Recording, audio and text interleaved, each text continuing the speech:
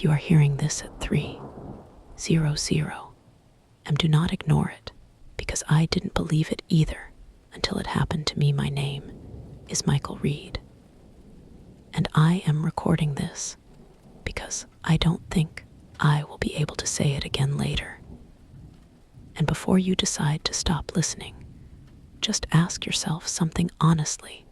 Have you ever felt that a place was aware of you without showing it directly, not in a scary way, but in a quiet way that makes your mind uncomfortable without a reason?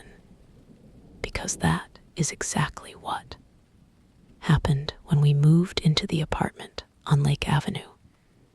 It was supposed to be temporary, just a few months, until we got back on our feet after everything that went wrong last year.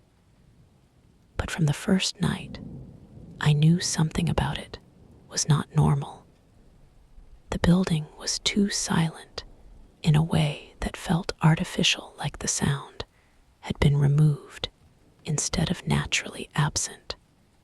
My wife Sarah noticed it too, but she tried to stay positive, saying maybe it is just a quiet neighborhood. But even she stopped smiling after the second night.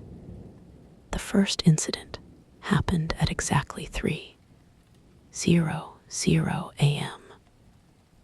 I woke up without any reason, no dream, no noise, just the feeling that the room was waiting for me to become aware of it. And then I heard it, a soft, dragging sound coming from inside the ceiling, not above it, but inside it, like something was moving between layers of the building itself. I stayed still, convincing myself it was pipes or settling materials. But then the sound stopped completely, and what replaced it was worse. Silence that felt directed, like it had focus. The next night at exactly 3:00 a.m., Sarah woke up too. And she didn't speak at first, she just grabbed my arm and pointed at the hallway. There was no sound, but we both understood something was there, not because we saw it, but because the air felt occupied, like space itself had become heavier in one direction. Then came the knocking, but this time it wasn't random. It followed a rhythm, like someone trying to communicate without knowing the language properly. Knock, pause, knock, knock, pause, knock. And Sarah whispered that it feels like it is learning. On the third night, we tried leaving the apartment, but the elevator stopped working exactly at 3:00 a.m. Not broken, just inactive, like the building refused to respond for one specific hour. And that was when we noticed something even more disturbing. All the other apartments around us were completely silent too.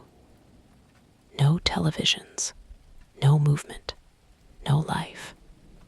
Like the entire building was synchronized into one shared stillness. Later that night, we found a small mark on our wall, a circular shape that wasn't there before. And Sarah touched it and said it feels warm, which made no sense because the wall should have been cold. That night at 3:00 a.m., the mark started expanding very slowly, like something was pressing from the other side without breaking through. And Sarah changed after that. Not suddenly, but gradually. She started waking up before me at 3:00 a.m. every night, just sitting on the edge of the bed, listening to something I couldn't hear. And when I asked her what she hears, she said it is not sound, it is recognition. And that sentence still doesn't make sense to me. On the fifth night, she opened the front door at exactly 3:00, and even though we both locked it twice, and she stepped outside into the hallway of the building, which was was completely dark, but not empty. I followed her, and I remember feeling like the air was thicker the closer we got to the stairs. And then I heard it clearly for the first time.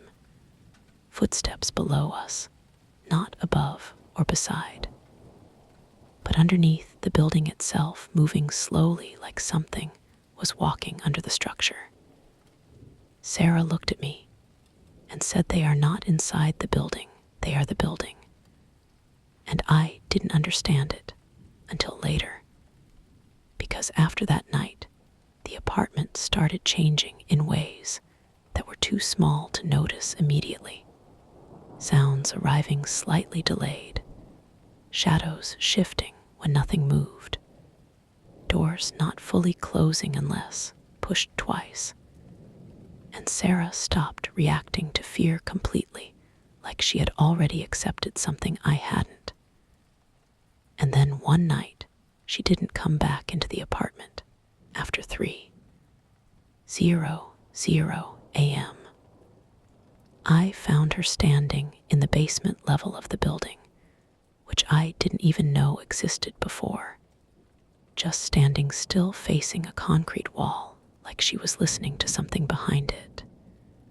And when she turned, she looked calm in a way that didn't belong to her anymore. And she said, "It is not coming for us. It has always been here, and we are the ones arriving late." And in that exact moment, the wall behind her made a sound like breathing, slow and deep. And I ran. I left the building that same night before 3:00 a.m. came again. I moved to a different city, different place, different life. And for a while, nothing happened. No sounds, no presence, no feeling of being watched. But on the 7th night in the new place, at exactly 3:00 a.m., my alarm turned on by itself, even though I never said it. And there was a single recording on my phone.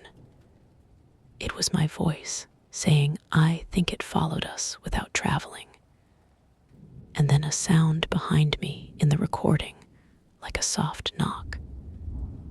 And after that, nothing else happened externally, but internally something stayed, because now I still wake up sometimes at 3:00 a.m. without reason. And for a few seconds I feel that same silence again, the one that feels aware without making noise. And I understand now that whatever it was never attached to the building. The building was just where we first noticed it. And if you are still listening to this, then I want you to understand something important. We left. We changed everything. But silence does not stay behind, it follows awareness. And once you notice it, it already knows you noticed it. And see you in the next story.